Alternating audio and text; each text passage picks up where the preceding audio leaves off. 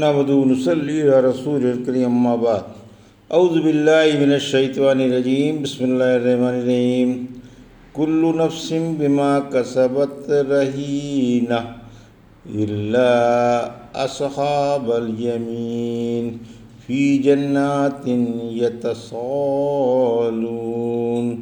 عن المجرمین ما سلککم فی سقر قالوا لم نكن من المصلين ولم نكن نطعم المسكين وكنا نخوض مع الخائضين وكنا نكذب بيوم الدين حتى أتانا اليقين فما تنفعهم شفاعة الشافعين فما لهم عن التذكرة معرضين كأنهم حمر مستنفرة فرت من قسورة بل يريد كل امرئ منهم أن يؤتى صحفا منشرة كلا بل لا يخافون الآخرة كلا إنه تذكرة فمن شاء ذكره وما يذكرون إلا أن يشاء الله هو أهل التقوى وأهل المغفرة۔ ابھی آپ نے سورہ مدثر کی آیت 38 سے 56 کی تلاوت سماعت فرمائی۔ پیش ہے ان آیتوں کا ترجمہ اور تفسیر ابن کثیر سے۔ کل نفس بما کسبت رہینہ، آیت 38، الا اصحاب الیمین، آیت 39، فی جنات یتساءلون، آیت 40، عن المجرمین، آیت 41، ما سلککم فی سقر، آیت 42، قالوا لم نکن من المصلین، آیت 43، ولم نکن نطعم المسکین، آیت 44، وکننا نخوض مع الخائضین، آیت 45، وَكُنَّا نُكَذِّبُ بِيَوْمِ الدِّينِ، آیت 46، حَتَّى أَتَانَا الْيَقِينُ، آیت 47، فَمَا تَنفَعُهُمْ شَفَاعَةُ الشَّافِعِينَ، آیت 48، فَمَا لَهُمْ عَنِ التَّذْكِرَةِ مُعْرِضِينَ، آیت 49، كَأَنَّهُمْ حُمُرٌ مُّسْتَنفِرَةٌ، آیت 50، فرت من قسورہ، آیت 51، بل یرید کل امرئ منہم ان یؤتی صحفا منشرہ، آیت 52، کلا بل لا یخافون الآخرہ، آیت 53، کلا انہ تذکرہ، آیت 54، فمن شاء ذکرہ، آیت 55، وما یذکرون الا ان یشاء اللہ هو اہل التقوی و اہل المغفرہ، آیت 56۔ ترجمہ: ہر شخص اپنی کمائی میں گروی ہوگا مگر سیدھے ہاتھ والے کہ وہ جنتوں میں ہوں گے اور گنہگاروں سے پوچھ رہے ہوں گے کہ تمہیں کس چیز نے دوزخ میں لا ڈالا؟ وہ کہیں گے ہم نمازی نہ تھے، نہ محتاجوں کو کھانا کھلاتے تھے، اور ہم بحث کرنے والوں کے ساتھ بحث میں مشغول ہو جاتے تھے اور جزا کا دن جھٹلایا کرتے تھے، یہاں تک کہ ہمیں موت نے آ دبایا۔ اب سفارش کرنے والوں کی سفارش انہیں کام نہ دے گی۔ انہیں کیا ہو گیا؟ نصیحت سے اعراض کیے جا رہے ہیں، گویا وہ بدکے ہوئے گدھے ہیں جو شیر سے ڈر کر بھاگے ہوں، بلکہ ان میں سے ہر شخص کی یہی آرزو ہے کہ اسے ایک کھلی ہوئی کتاب دی جائے۔ ہرگز ایسا نہیں ہو سکتا۔ بلکہ یہ لوگ آخرت سے ڈرتے ہی نہیں۔ حق بات تو یہ ہے کہ قرآن ایک نصیحت ہے، پھر جو چاہے اس کو یاد کر لے۔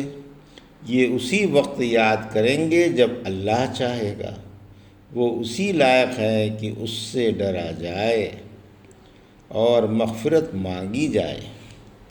یہ تھا ترجمہ سورہ مدثر کی آیت 38 سے 56 کا تفسیر۔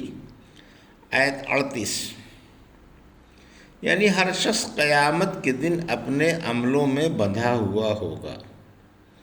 آیت 39 سے 41 مگر اصحاب الیمین چین و آرام سے جنت کے بالا خانوں میں ہوں گے، اور بالا خانوں سے جہنمیوں کو جہنم کے عذاب میں مبتلا دیکھ کر ان سے پوچھیں گے۔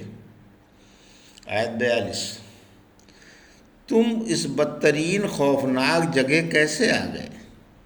آیت 43-44 یہ جواب دیں گے کہ ہم نے دنیا میں رب کی عبادت سے جی چرایا تھا، نماز نہیں پڑھا کرتے تھے، بدنی عبادت سے بھی کتراتے تھے اور مالی عبادت سے بھی۔ ہمیں اپنے ہم جنس محتاجوں پر ترس نہ آتا تھا، ان کے دکھوں کا ذرا احساس نہ ہوتا تھا۔ دنیا کی ہر چیز سے زیادہ مال پیارا تھا۔ ہم نے کبھی غریبوں کو کھانا کپڑا نہیں دیا اور نہ کبھی ان کی ضرورتوں کا خیال رکھا۔ آیت 45 جہالت کے باوجود جو زبان پر آتا رہا بکتے رہے، اسلام پر اعتراض کرنے والوں کی ہاں میں ہاں ملاتے رہے، عقلی گھوڑے دوڑاتے رہے، احکام شرعیہ پر جی کھول کر اعتراض کرتے رہے اور مذاق اڑاتے رہے، ہر گمراہ کے پیچھے ہو گئے اور ہر ڈوبنے والے کا دامن پکڑ لیا۔ آیت 46-47 جزا کے دن کو مانا ہی نہیں۔ ہر چند علماء نے سمجھایا مگر اپنی ضد پر اڑے رہے اور ٹس سے مس نہ ہوئے۔ افسوس اسی حالت پر ہمارا موت نے گلا آ دبایا۔ یقین یعنی موت فرمایا وَعَبُدُوا رَبَّكَ مرتے دم تک اپنے رب کی عبادت کرتے رہو اور توحید پر قائم رہو۔ رسول اللہ صلی اللہ علیہ وسلم نے فرمایا اما ہوا فقد جاءہ الیقین من ربہ، لیکن عثمان بن مظعون کے پاس رب کے پاس سے موت آ گئی۔ آیت 48 ان بے ایمان مشرکوں کو کسی سفارش کرنے والے کی سفارش فائدہ نہ پہنچا سکے گی، کیونکہ یہ شفاعت کا محل نہیں، اور شفاعت اپنے محل ہی میں کام دیتی ہے۔ جو شخص قیامت کے دن کفر کی حالت میں اللہ سے ملے گا، اس کا ٹھکانہ لامحالہ جہنم ہے، جہاں وہ ہمیشہ ہمیش رہے گا۔ آیت 49 ان کافروں کی عقلوں پر کیوں پتھر پڑ گئے؟ جب آپ انہیں نصیحت کرتے ہیں اور توحید کی طرف بلاتے ہیں تو یہ منہ موڑ لیتے ہیں۔ آیت 50-51 جیسے شیر سے ڈر کر گدھے بتک جاتے ہیں، گویا یہ حق سے بھاگنے میں اور منہ موڑنے میں وحشی گدھوں کی طرح ہیں، جب وہ شیر سے جو ان کا شکار کرنا چاہتا ہے ڈر کر بھاگے ہوں۔ آیت 52 ہر مشرک کتاب کا متمنی ہے، یعنی ہر مشرک کی یہی تمنا ہے کہ اسے بھی کتاب دی جائے، جیسے نبی صلی اللہ علیہ وسلم کو کتاب یعنی قرآن دی گئی۔ سورہ انعام کی آیت 124 میں فرمایا اور جب ان کے پاس کوئی آیت آتی ہے تو کہتے ہیں ہم اس پر کبھی ایمان نہیں لائیں گے جب تک اللہ کے رسولوں کی طرح ہمیں بھی کتابیں نہ دی جائیں۔ اللہ وہ جگہ خوب جانتا ہے جہاں وہ رسالت رکھتا ہے۔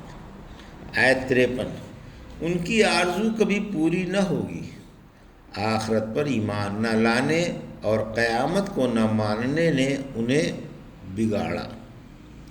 آیت 54-55 قرآن سراپائے نصیحت ہے۔ واقعہ تو یہ ہے کہ قرآن سراسر نصیحت ہے، جو چاہے اسے یاد کر لے، اور اللہ کی مشیت کے بغیر کوئی یاد بھی نہیں کر سکتا۔ سورہ دہر کی آیت 30 میں فرمایا تمہارا چاہا کچھ نہیں، اللہ ہی کا چاہا ہوتا ہے۔